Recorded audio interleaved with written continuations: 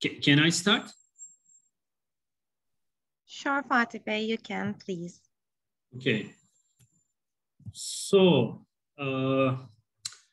dear TÜSİAD members and distinguished the participants, I would like to thank all of you for joining our second session of 360-degree Green Deal training seminar series initiated by TÜSİAD Green Deal Task Force. Europe's climate targets make sustainable investment more important than ever. EU taxonomy was introduced to ensure that investment is transferred to more sustainable activities. The adoption of a common classification of economic activities that significantly contribute to environmental objectives based on science-based criteria is a critical step for ensuring transparency and protection against greenwashing, as you know, which is extremely important. In today's session, we will focus on the proposed European Union taxonomy, the connection between the EU taxonomy and Sustainable Financial Disclosure Regulation, and upcoming legal requirements on disclosures. Although this is a highly technical and comprehensive topic, I hope we will have the opportunity to have a general perspective on the activities included in the taxonomy, voluntary and mandatory reporting criteria, timeline, and the potential impact on the relevant sectors within this 1-hour session. Today's training presentation will be delivered by Caroline Vigo.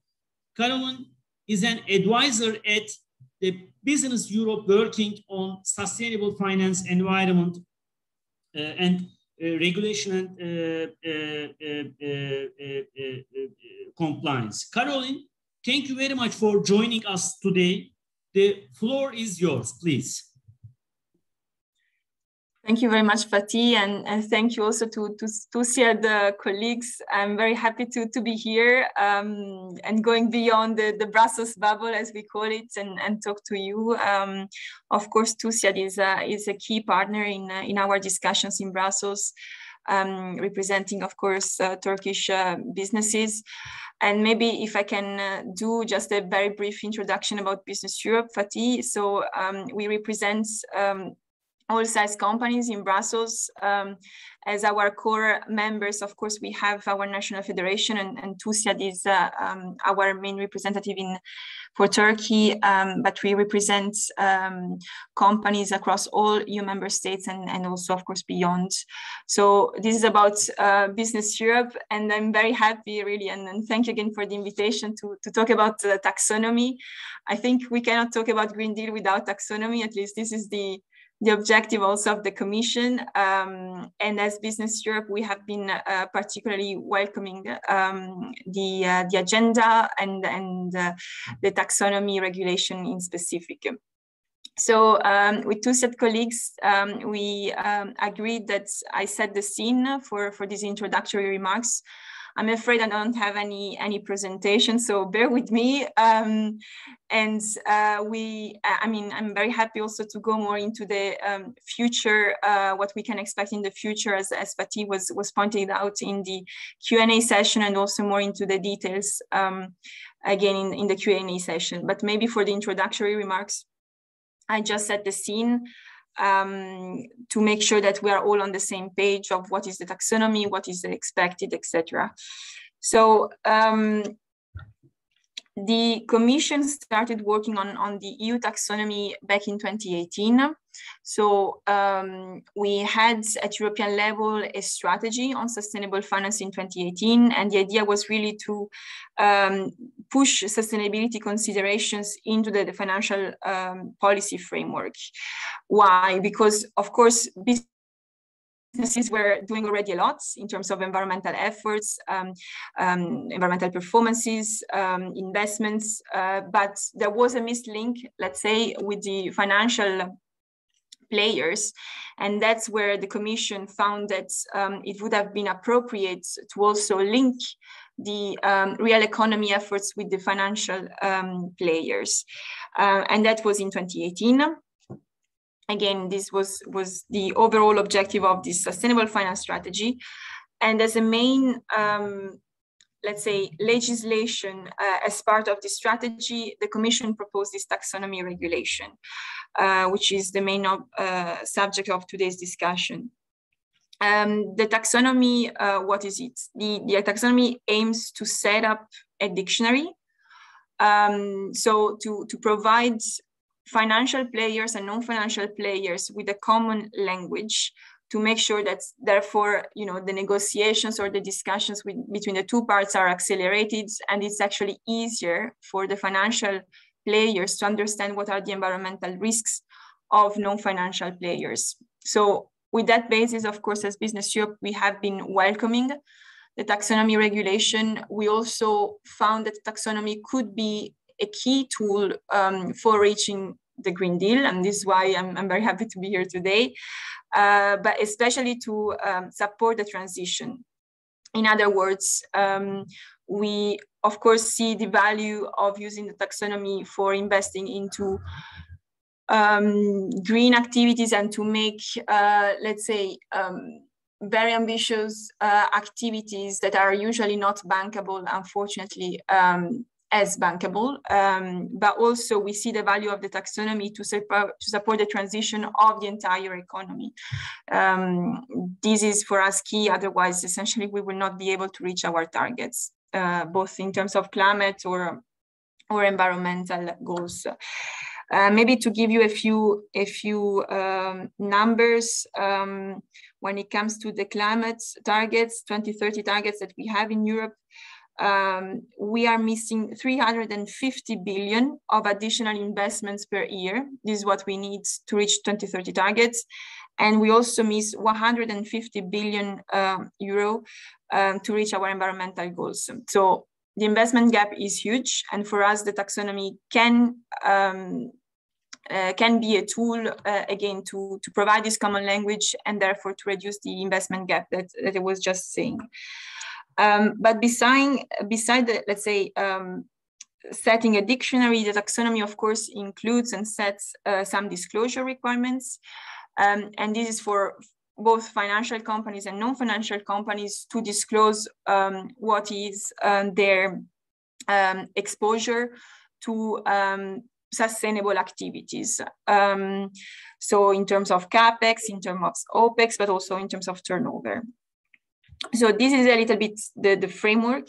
Maybe to go slightly more into the details, if I can, the taxonomy, and I mean, to define an activity as sustainable, this activity has to substantially contribute to one of the 6 environmental objectives of the taxonomy.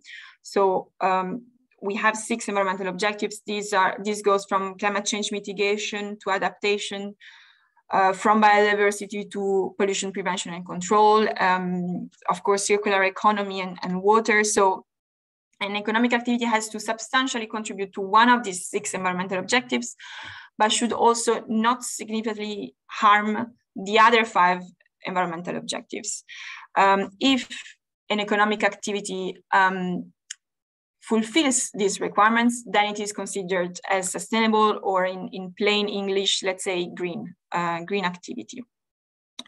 In addition, to be defined as green, a company should also fulfill the minimum social safeguards, which are included also in the taxonomy regulation, namely to respect the ILO Convention and OECD guidelines on minimum social safeguards. So I repeat, substantially contribute to one environmental objectives, do no significant harm to the other 5 environmental objectives, and then respect of the minimum social safeguards.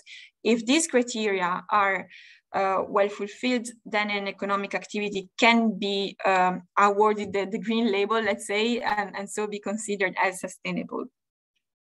To be more practical, let's say, we have already some criteria in law.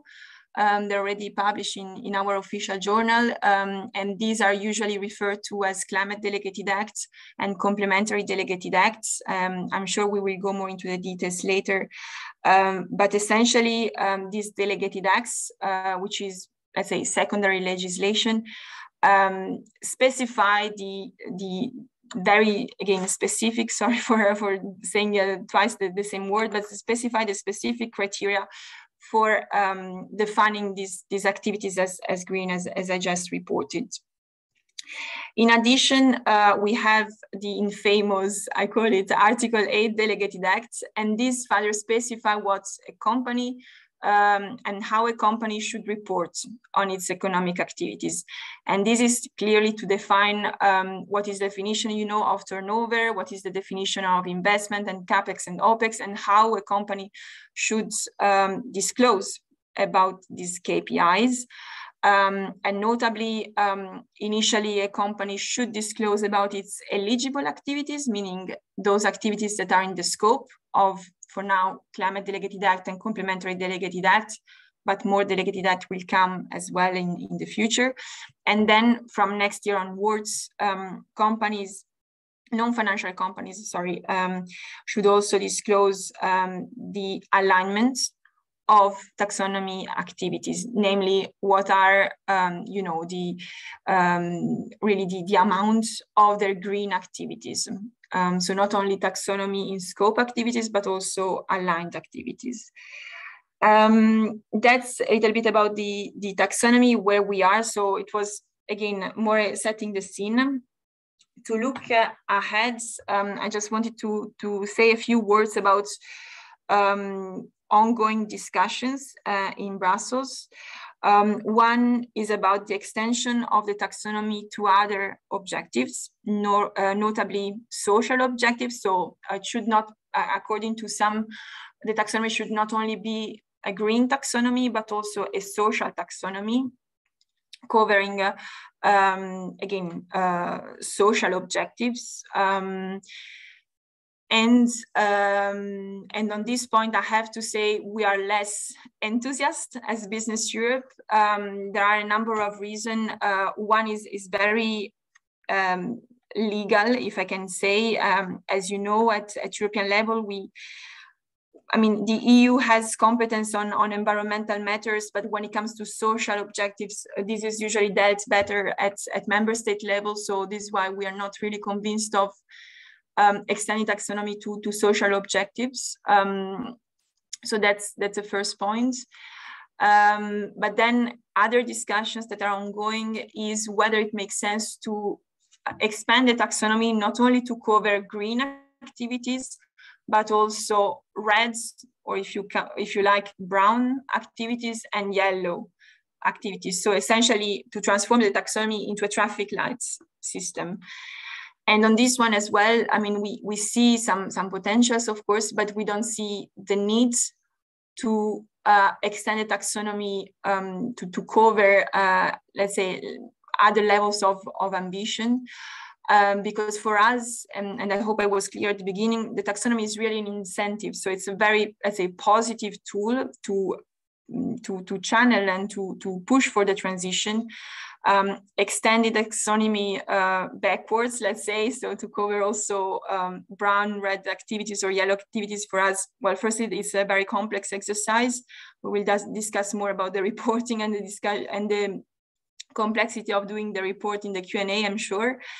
And so extending further to other performance levels for us is very premature. And again, there is maybe not even a need to do this because, let's say, taking a more positive approach, so sticking to the green taxonomy will eventually push companies to do their investments into green activities, and therefore there is really no need to have a more punitive approach. But these are discussions that are ongoing in Brussels. So I thought it was also valuable for you to have this into consideration. Other discussions are about extended taxonomy to not only, not only use the taxonomy as a tool to channel private investments into green activities, but also to use the taxonomy for public investments, meaning state aid, procurement, the next generation EU plans, if you're also aware. So these are other discussions. And on this one, again, not that we don't see the value, but for us, it's simply more a matter of framework. And the taxonomy was defined, the architecture was framed really to channel private investment. So for us, let's say it's too soon to actually think about using also the taxonomy for public purposes. So this is a little bit what I wanted to tell you. Maybe an extra point before giving you back the floor and for the Q&A. I told you at the beginning, in 2018, we had this strategy on sustainable finance, and it included, of course, the taxonomy regulation as a proposal by the Commission. Recently, so it was last year, the Commission proposed a renewed sustainable finance strategy. And here, the idea was really to focus and to put more emphasis on the transition. Again, we are clear on the 2050 targets for climate, but also for the other environmental objectives. But let's say the key question to answer is the how question, as I'm sure you also agree. And this is why the Commission also changed a little bit the narrative, if you like, to not only put the emphasis on the final target, but also to support the transition. And here again, the taxonomy was used as an example, as a tool to support the transition. So here, just to tell you, there is a change of paradigm ongoing, which we very much support as Business Europe. And also another change of paradigm is to focus very much on the implementation of the taxonomy. We see, and again, we will discuss later, how complex implementing the taxonomy is. We had a number of workshops as Business Europe, and we collected a number of questions when it comes to reporting obligations. And of course, TÜSİAD also contributed to this exercise. And we see that the questions come on a daily basis. I mean, it's a very complex exercise. So this is where the Commission has understood that it's important to support the implementation of this framework. And therefore, there were some publications in terms of FAQ documents, and we may expect further guidelines from the Commission, which is something we very much support. And if you have other questions, I mean, we can try to respond today, but I would suggest also to direct them to the Commission, because of course, these are very complex questions that may require, a publication from the very Commission. So I stop here. I hope it was clear just to set the scene, but happy to go more into the details now. Thank you, Carolina. That was a very comprehensive oral presentation of the taxonomy and how it's related to the sustainable finance agenda. You have very well articulated this complex topic within a very precise framework and understandable framework. So you start by defining what makes an economic activity sustainable and explain this EU taxonomy being a dictionary, a classification system for a common language for sustainability, and beginning with directing sustainable private finance to these activities.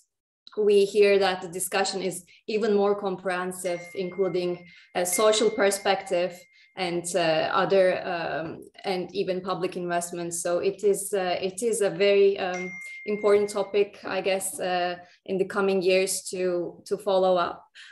Just to could you maybe briefly discuss more about this first delegated act, the Climate Delegated Act applicable since January 2022, just to finalize this framework a bit further before we go back to the more detailed questions?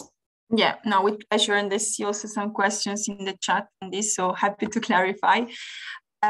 So the first Climate Delegated Act, which is usually recalled as Climate Delegated Act, sets the criteria for sustainable activities to substantially contribute to climate change mitigation and climate change adaptation.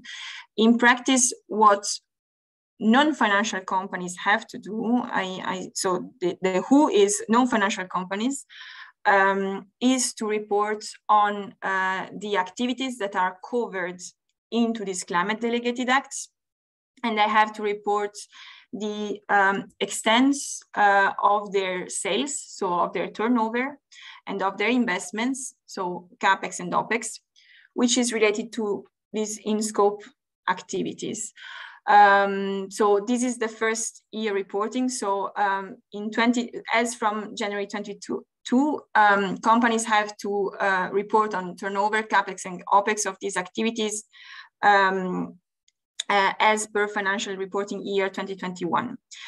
From next year, so January 2023, non-financial companies will have to disclose their eligible activities. So they will have to report on their turnover, CAPEX and OPEX of sustainable activities. So those activities that fulfill the technical screening criteria of this Climate Delegated Act.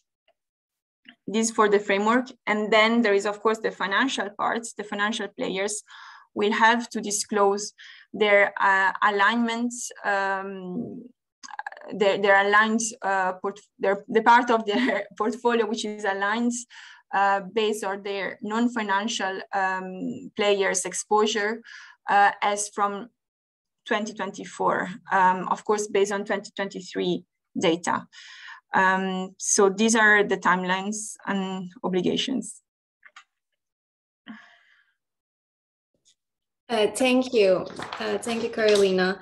So basically, actually, this is already starting quite fast for the EU companies.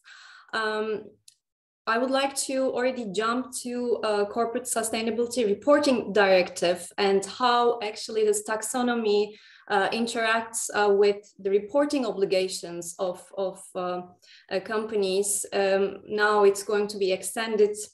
The political decision is already there, so we will see very soon. This is Corporate Sustainability Reporting Directive will be also in place, and this is actually how the companies are going to report these obligations, aren't they? Can you also give a bit information on that as well, because there will be also a follow-up question on non-EU companies operating in the EU, just to be precise. Yeah, I was expecting this question. So indeed, so for now, let's say the taxonomy has as personal scope, we call it the non-financial reporting directive, which was essentially large undertakings placed in the EU. Now, the NFRD, so this non-financial reporting directive, has been amended through this Corporate Sustainability Reporting Directive that you were mentioning, the CSRD, which extend the personal scope. And indeed, besides EU large undertakings, we also have listed EU undertakings, including SMEs, actually. And from your side, what is interesting is also companies that are headquartered in non-EU countries will also be impacted. So you will also have to disclose your sustainability reporting under the CSRD, the Corporate Sustainability Reporting Directive, as from 2024, if I'm not wrong. So what you will be required to do is to publish a sustainability report at consolidated level And this is applicable to those companies that have a net turnover larger than 150 million in the Union.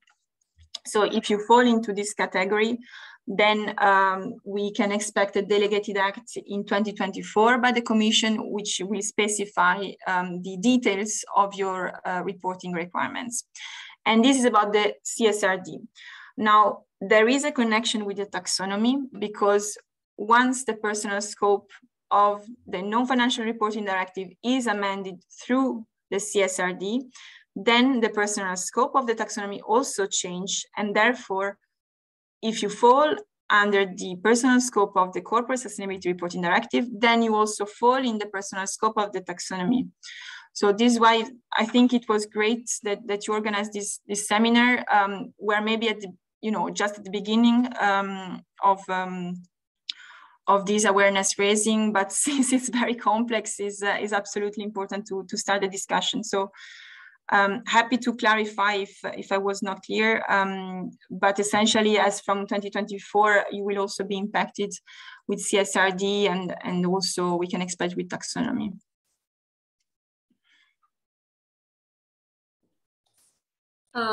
Indeed, just to continue maybe with CSRD a bit more, because actually indeed the CSRD, Corporate Sustainability Reporting Directive, marks a step change in reporting and in assurance of non-financial information as well.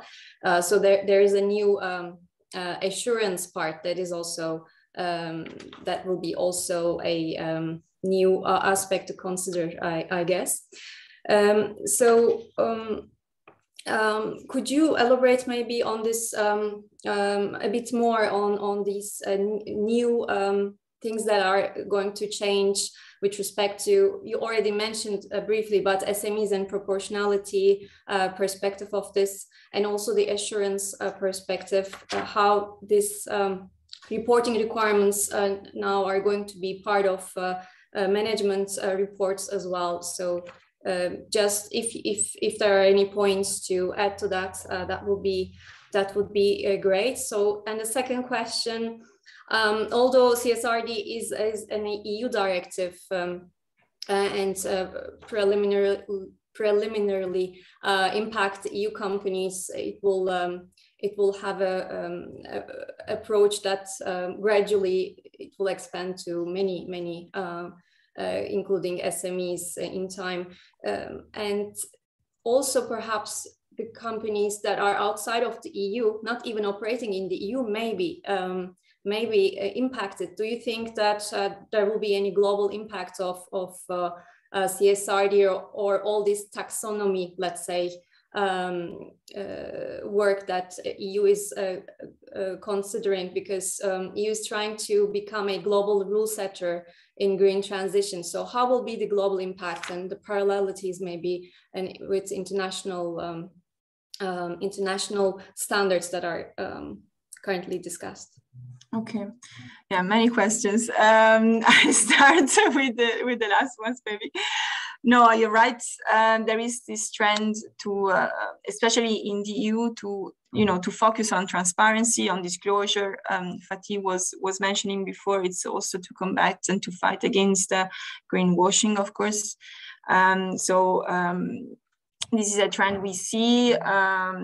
It's a trend that is led by the Commission, but you also see Chinese taxonomy and more taxonomy also being developed in other countries. Usually you see that depending on the continent where you are, essentially either the EU or the Chinese taxonomy are followed. But this is why at the international level, we have the so-called International Platform on Sustainable Finance, which tries to bring this comparability between the different taxonomies. So certainly the EU is leading these discussions, and we see the Commission tries to not work in isolation, but also to push this agenda also in other countries. And the idea overall is, the more you disclose, the more you are transparent, the easier will be for capital to flow into green sustainable activities. So this is the objective, and this is why, again, we very much support it. Although, I mean, I cannot deny the reporting costs and the complexities that we were discussing before.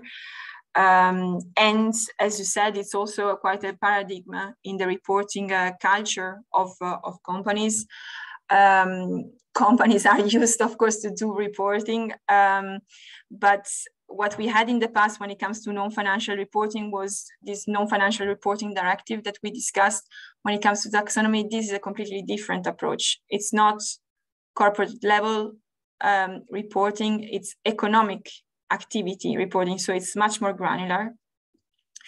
Now, when it comes to the CSRD, and now I enter more into your first set of questions, the big difference with taxonomy is that indeed you are not disclosing at economic activity level, but at company group level.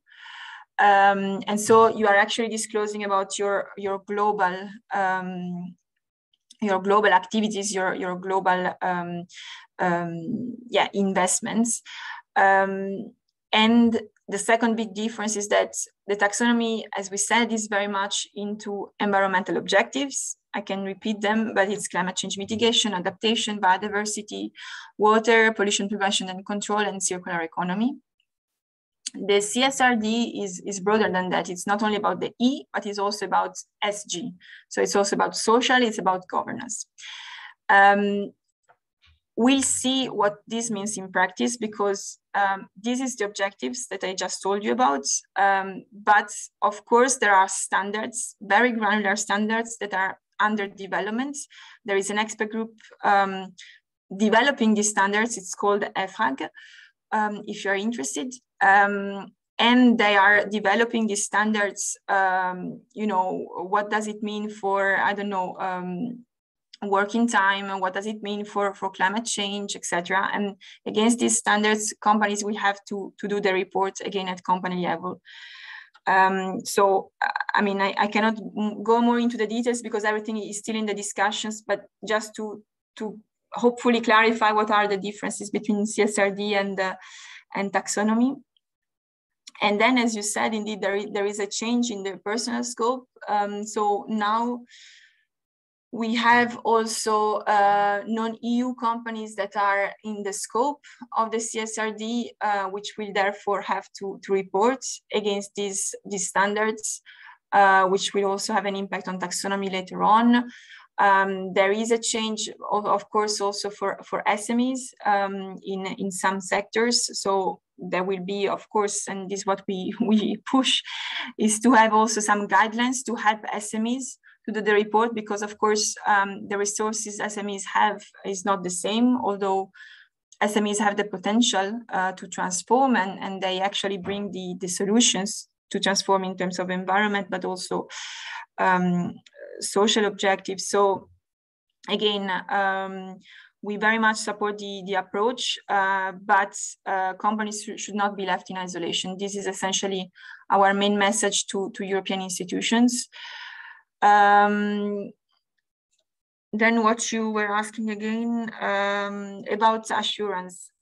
Yes, so now according to the CSRD, the non-financial reports will also need to be reassured. So there will be need to be checked essentially whether the content is actually valid or not by auditors.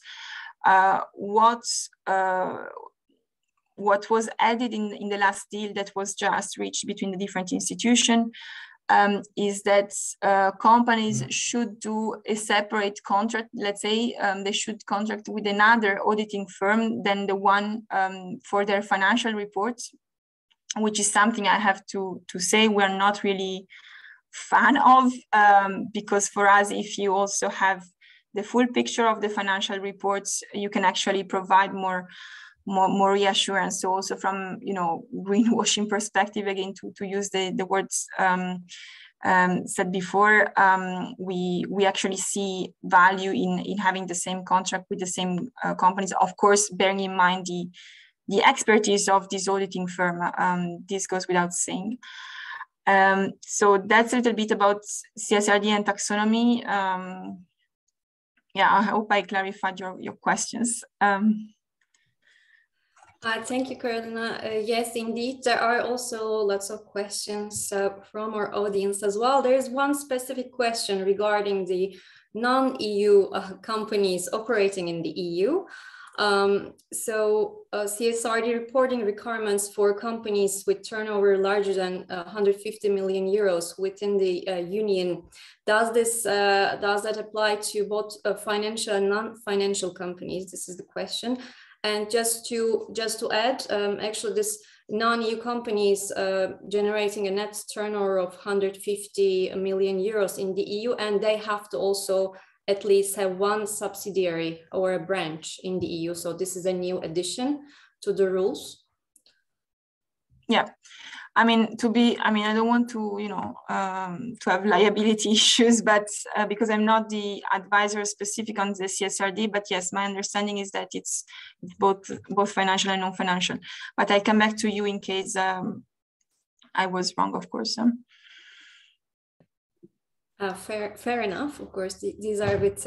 There are lots of course, technical details about that as well. So let me actually. There is a question just to compare. Is there a simple? One of our audience asks: is there a simple chart that summarizes who's, when's, and what's of CSRD and non-financial reporting directive? Basically, maybe we can also ask this question: is there this is a very comprehensive topic from taxonomy to now the new CSRD coming into play, and then we haven't jumped into EFRAG and the sustainability reporting standards that are currently being developed yet. I'm sure you're also going to talk about them a bit. So is there actually a survival guide? Is there a place where companies can actually get information how to do and whether they are eligible for reporting, just to see that and also look for resources? Yeah. I like the survival guide wording. I'm afraid let's say there is not a report published by the Commission, so by a certified institution on this one. Of course, there are many auditing firms that are publishing several reports. The only, let's say, timeline published by a European institution that I'm aware of was actually published by ESMA, so the supervisory authorities in the EU. It's dated in February, so I can share it with you, but it's quite outdated, I have to say. But the good thing is that it sets, the different legislation that you were also describing. So taxonomy, CSRD with EFRAG, standards, SFDR, so for the financial sides. So this is quite comprehensive, but again, it's quite outdated. So you should take it with a pinch of salt. But maybe to reassure the audience as well, as I said at the end of my intervention, the Commission is more and more aware of these implementation questions. So I think we can be confident that they will publish more and more guidance on taxonomy, but also on other files. Actually, I mean, this more maybe Brussels bubble discussion, but this expert group in which we are involved, so the Platform on Sustainable Finance, will be renewed soon. And we know that the new mandate of the new platform will very much focus on implementation, considering also these linkages between taxonomy and other legislations. So that's why I'm confident more guidance will come. And when they come, of course, we are happy to share with TÜSİAD colleagues, and then they will share with you. Just to maybe mark rather than a question. Actually, there are already, we see some linkages between, for example, even CSRD and the due diligence proposal that is not the topic of this discussion today. It's what we say in Turkish, AB değer zincirleri yasası. The due diligence where the trade relations are actually coming to play with respect to sustainability reporting. And we see the parallelism of this non-EU companies operating in the EU with the same turnover threshold. So maybe this, we don't know whether there's this subsidiary or EU branch obligation will be added to the new due diligence legislation, but we see all these linkages already, and hopefully they will be aligned to make a more clear guidance for companies. Just to continue with more expert questions, maybe more detailed questions about taxonomy, if you go back.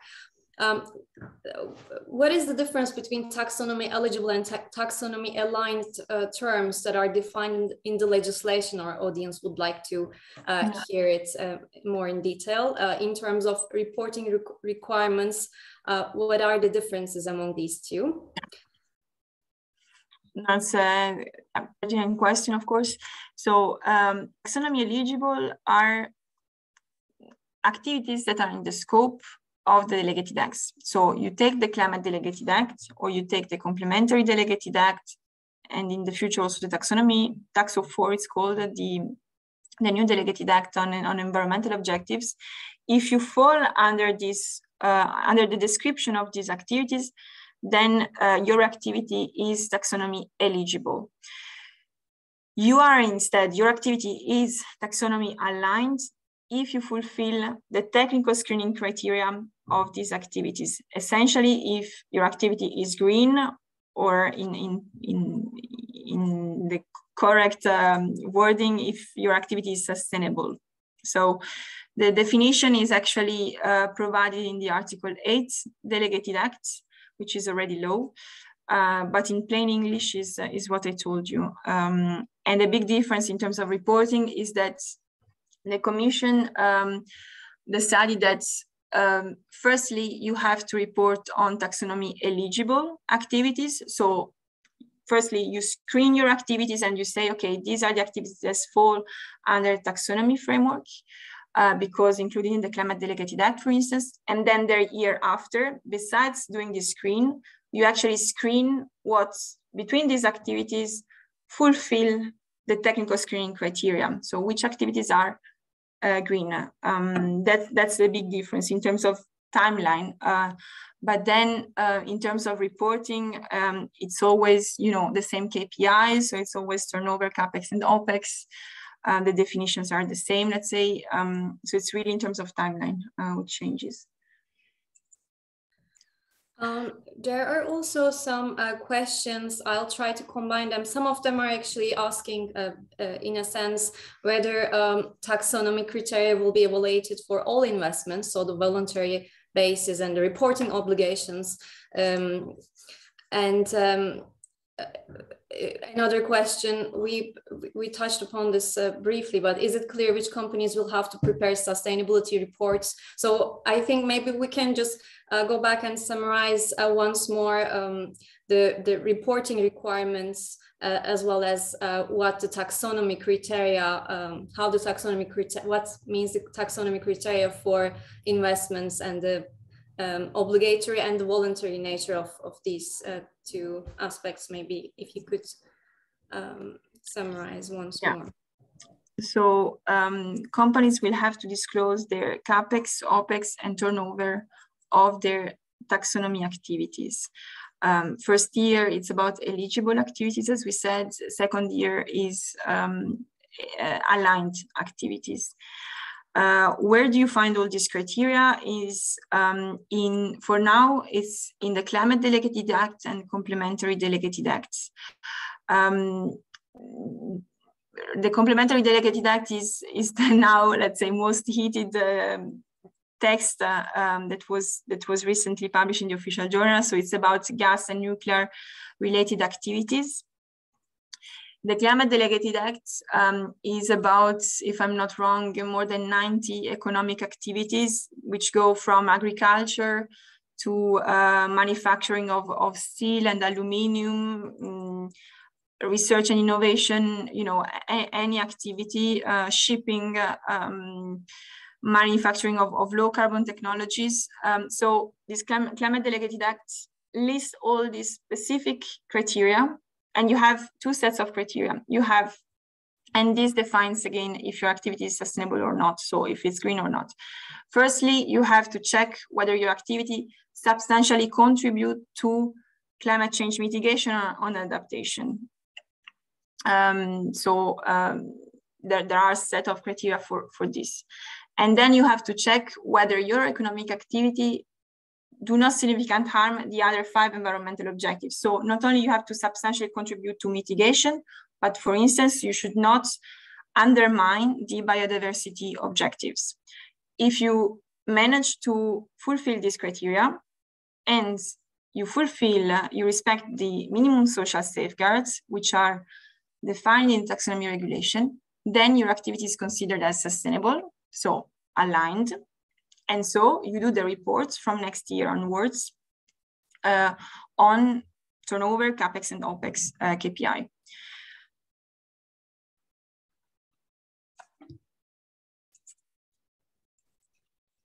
Thank you, Carolina. So just to continue maybe from the complementary Climate Delegated Act on certain nuclear and gas activities, which was following the scrutiny period of the European Parliament. Now it will be implemented as of 1st January 2023. So considering this heated debate whether gas and nuclear could be sustainable or not, could you explain how Business Europe and its membership reacts to this development, and what Business Europe position is towards this the latest delegated act? Yeah, indeed, it was a very heated discussion in Brussels, from Business Europe, actually, we, I mean, although certainly not ideal, if I can say, but we actually supported the complementary delegated act, because for us, it actually helps the transition for gas and nuclear activities. The criteria that are included in this complementary delegated acts, both for gas and nuclear, are very ambitious. So we're talking well beyond, let's say, the average of the industrial performance nowadays, even beyond the actual state of the art of gas plants, for instance. And this is why for us, it can actually support the transition for the EU and beyond, if of course Turkey is willing to take similar approach. So against to what it was said by some, really there is no blank check. The criteria are extremely ambitious, and this is where we see the value from a transition point of view. In addition, this complementary delegated acts, besides everything I told you regarding turnover, CapEx, and OpEx, it actually requires even more granular reporting. So it has, for instance, to clarify, what activities are not in line with these criteria. So going beyond the so-called green turnover, green CapEx, and OpEx that we were discussing. So these, let's say, strong transparency component for us, it's also a way to reassure investors or the society more largely of what companies are doing. So that's why eventually we see also this transparency too as supporting the transition. And then a last point, maybe, because I mean, it was not our main focus, but just for you to know, in the discussions lately in Brussels, some were actually suggesting that this complementary delegated act was emphasizing even more was undermining the resilience of the EU vis-a-vis Russia. And of course, we did our double check, and it was actually the other way around. So the complementary delegated act from our point of view supports EU resilience vis-a-vis Russia. Well, firstly, of course, the Russian gas is not mentioned, but especially again with the idea of this transition. So for instance, there are criteria requiring blending. There are blending requirements for natural gas to also include renewable gases. Of course, this is a way for us to also to detach from Russia. And again, now I'm focusing more on gas, but similar for nuclear. So this is why for us it was a compromise. So again, probably not the best text that we could have wished, but it's a step to support the transition and to support the resilience of the EU, and this is why we welcome the parliamentary green lights of, I think it was 2 weeks ago, of this text. Zeynep, can I ask a question? Caroline, thank you very much for your excellent speech and giving the answers for the questions. My question is about as you know, the Trade Commissioner Dombrovskis recently mentioned that the EU's trade policy must support the efforts to meet EU's sustainability goals and stress that the EU will be consulting on the trade and development chapters in all trade deals. Can you please elaborate how CSRD and Taxonomy initiative will play in this wider approach? Very easy question. Thank you, Patty. No, it's very pertinent, of course. Indeed, there are these ongoing discussions. And to be very frank with you, we're still assessing what it is meant, because nothing is really published for the time being. So it's more double guessing at this stage. But you're right, there are these discussions. So the Commission should also check, let's say, the sustainability goals of partner countries when adopting or reviewing trade deals. I think they mentioned specifically climate, but of course there are other environmental goals that even beyond in the target. When it comes to the connection with CSRD and taxonomy, I'm not sure to see the actual link, in the sense CSRD and taxonomy are about companies reporting, companies' investments, private investments, as we said. When it comes to trade policy, of course, this is between countries. So this is the difference. Now, if I understood well, there is an element of materiality also in the new in the ongoing trade discussion. So there will be a check, of course, of the country's activities and whether you know their material. They use this word, if I'm not wrong, whether they are material for environmental objectives. But this is again another difference between taxonomy or CSRD, where you have this double materiality element. So inside out impact of a company, you know, towards sustainability. Here, I think it's more again what are I understand. Now I'm really double guessing, so don't take every word like the Bible, if I can say. But really, it's to see what are the exposure to sustainability of that country, considering its main economic activities. But let's see. Again, discussions are ongoing. You know, maybe future months will prove me wrong. And we'll come back to you, of course, and the other TÜSİAD colleagues on this one.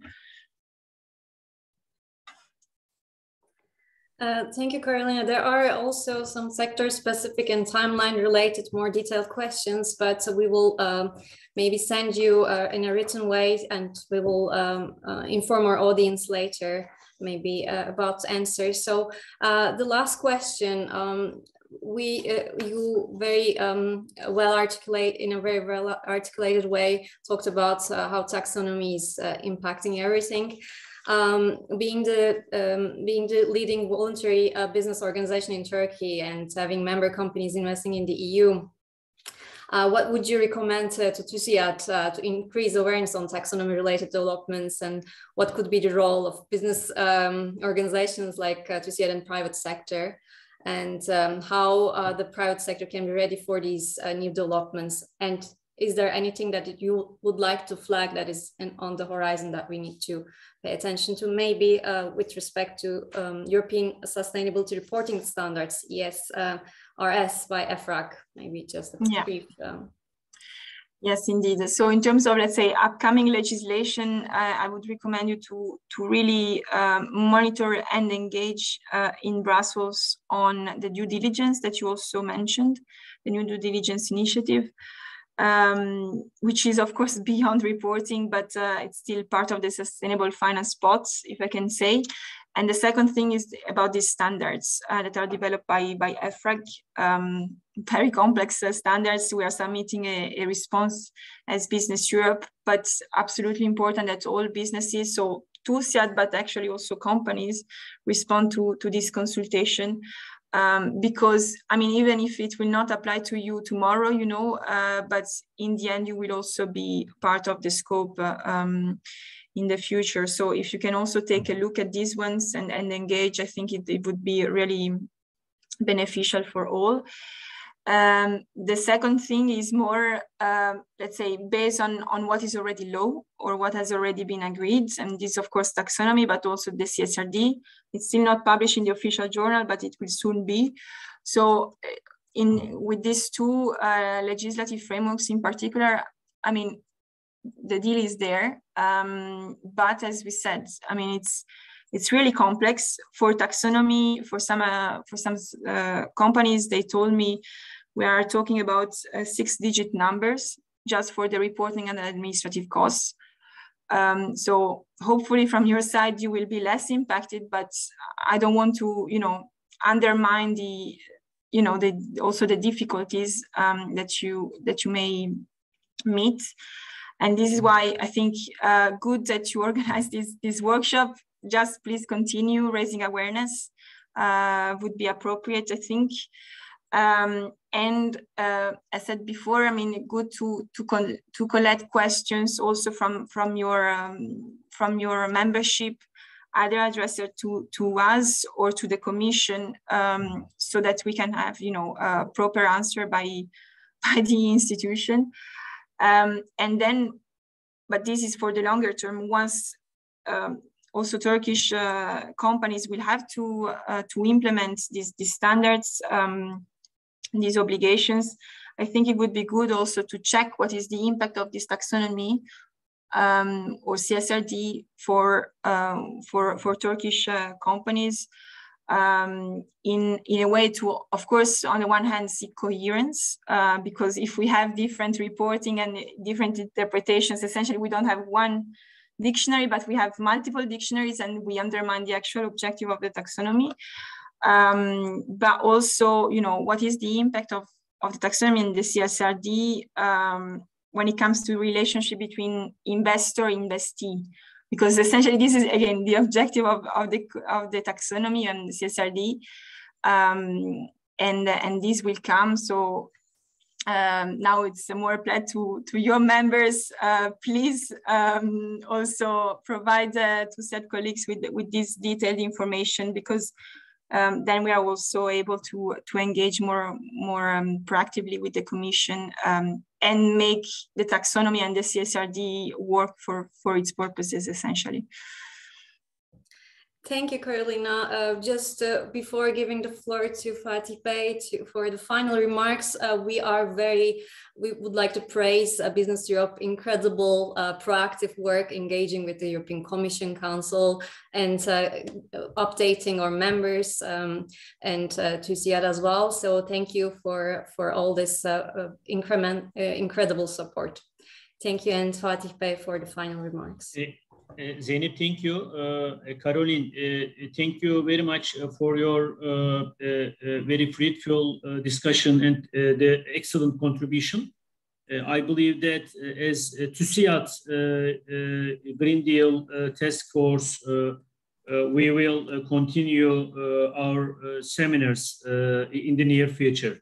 And thank you for all the participants for this seminar.